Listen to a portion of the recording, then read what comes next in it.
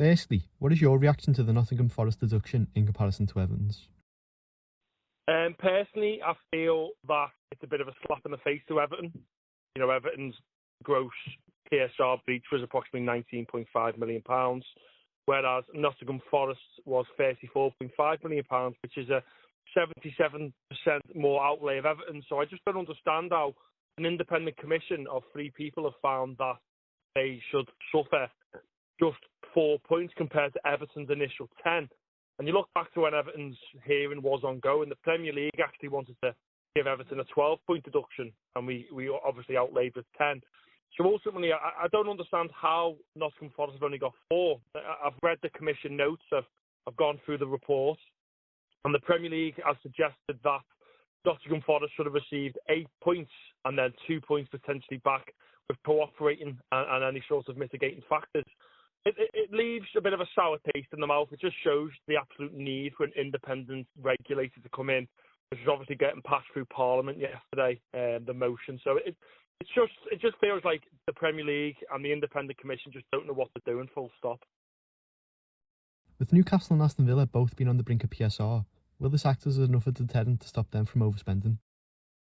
Well, this is one of the main issues that I've raised with a few financial experts surrounding the football and legislation. And the initial deterrent of 10 points to Everton was to stop the likes of Newcastle, Aston Villa from doing exactly what you quite rightly said, go out and spend to improve the squad.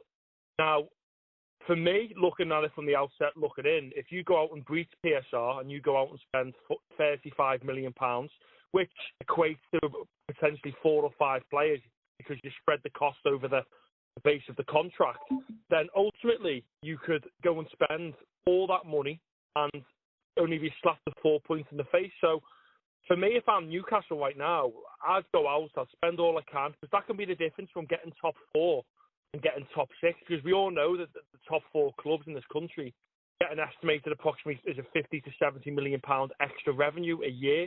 So that could be the difference between the PSR breach and then playing in Champions League football, which is more revenue, more obviously commercial opportunities, more corporate events, more matches, more TV revenue. So I don't think it is a deterrent, and let's get it right. Nottingham Forest gained an on-the-field advantage. This is completely different to Everton's PSR here, and we're trying to improve off it. We built a stadium. We didn't take into account the stadium interest loans.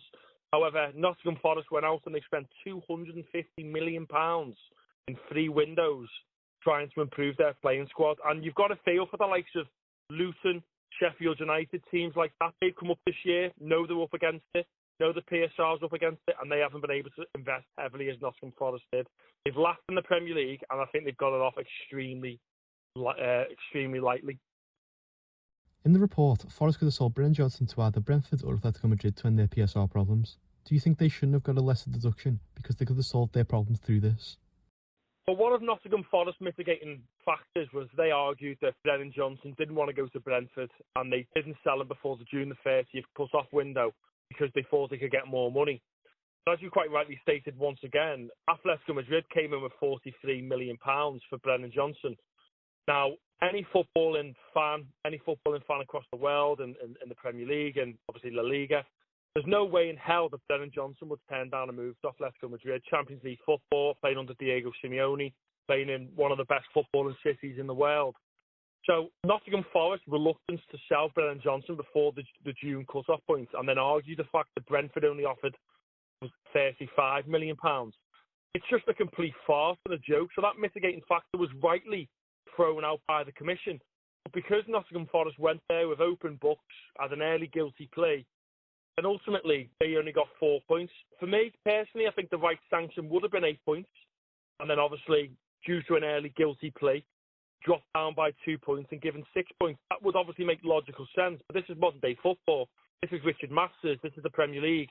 Nothing makes sense nowadays. So ultimately, that mitigating factor by Nottingham Forest isn't a case to answer. It got thrown out. And ultimately, he played in the game early in the season when Nottingham Forest beat Sheffield United 2-1 with an 89th minute winner. He gained them, I think it was 4 points from playing the first few games. So that could be the difference between them staying up or going down. Once again, gaining a sporting advantage. So for me, the whole thing absolutely stinks and it needs to be sorted as soon as possible. With Everton potentially facing another deduction and claims of double jeopardy, do you think this situation has strengthened the stance of cancelling any further deductions? Yeah, obviously we all know Everton's independent commission starts, I think it's Monday next week. I think it's due to run for 5 days. Nottingham Forest only ran for 2. Now, any logical human being or any like solicitor or lawyer would look at the 2 cases and argue that these 2 things are now standing case law. These are agreed cases against Everton and agreed cases against Nottingham Forest. Everton have already been given 6 points. Now, we've already been deducted 6 points. 2 of the 3 years where we've already been punished for. So Everton should go into this breach. I've read the findings. The Premier League are now stating that any PSR breach is automatically 3 points. Now, it's by all accounts, Everton are going to go guilty on this case. They're going to be open and honest and say that they have overspent because of the stadium loans. And then, therefore, if we are cooperating them, the mitigating factor should automatically drop that by 2 points. I'm led to believe it's not a significant breach. It's nowhere going to be the £19.5 million that we found ourselves breached currently. So it's going to be a lot less of a breach. So ultimately, Everton need to argue this mitigating factor. So that's automatically down to 1 point from 3. And then ultimately, if you argue the double jeopardy case that we have been punished, we've been punished for 2 out of 3 years. We've also lost less than Nottingham Forest over 3 years. They got a lesser sentence. They only got 4 points. And Everton need to push home on this fact. These are now stated cases in law. And if Everton target on these individual things, Super Silk's obviously going to be back in as the KC for Everton Football Club. And ultimately, if they argue the points right, I can see Everton getting 0 points or potentially 1 at most. But we need to get this absolutely nailed on, watertight, and go in there with open-minded, plead guilty, and just be as transparent as possible. With the appeals for Everton and Nottingham Forest's deductions lasting up until after the end of the season, has this shined a light on how badly the Premier League has ran and how much an independent regulator is needed? You've seen over the past 3 or 4 years that governments have been watching the footballing world very, very closely. It's no great surprise to me that the EFL and the FA are massive advocates of obviously getting an independent regulator by the governments. They want this in as soon as possible. They've seen a few clubs, go out of complete existence. There's been bad owners being appointed. But the Premier League, no great surprise to myself, ultimately trying to decline it and saying they can regulate themselves. Unfortunately, Richard Masters has not got a clue. He's lost the grip of it. We've seen, there's the whole confusion of a Newcastle's takeover. Everton are currently going through a similar situation where it's 6 months down the line, 777. We are due to hear this week in regards to that news breaking. But ultimately, they've dragged the heels. The fit and proper Premier League test is not fit for purpose. The PSR rules are not fit for purpose. That's why they're getting obviously altered in August and adhering to how UEFA tend to deal with their financial fair play. So the whole thing, as I quite rightly said before, it's just been completely unprofessional. The game has changed so much. I don't know why we're arguing. You'd much rather have a £10 million accountant nowadays than a £10 million centre half. It's just, the game's completely gone. And you touched on potentially, hypothetically speaking, Nottingham Forest go down, Burnley survive by a point. And Nottingham Forest have appealed this. Yes, they've only got 3 days left to appeal it. But the decision on the appeal would subsequently come after the season's ended, which completely rules out any sporting integrity full stop.